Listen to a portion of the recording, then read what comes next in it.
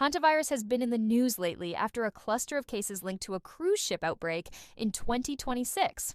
While it sounds like something new, hantavirus has actually been around for decades. What's different now is the spotlight and the reminder of how serious it can be. Welcome to Science My Health, your channel for health and research information. Hantaviruses are carried by rodents like mice and rats. People usually get infected by breathing in tiny particles from rodent urine, droppings, or saliva, often while cleaning dusty cabins, sheds, or enclosed spaces.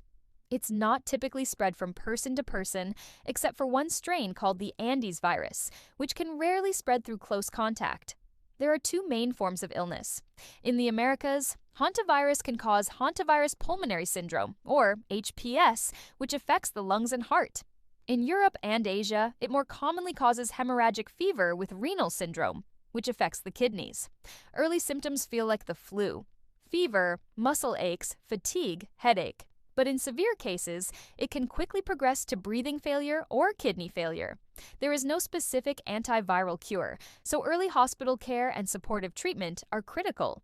The recent cruise-related cluster has drawn global attention because it involved the Andes strain, which has limited human-to-human transmission. Still, health officials stress that the overall public risk remains low.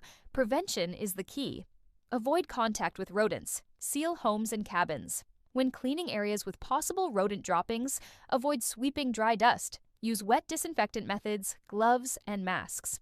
Hantavirus is rare, but it's a powerful reminder that viruses carried by animals can still pose serious risks, especially when we share the same environment.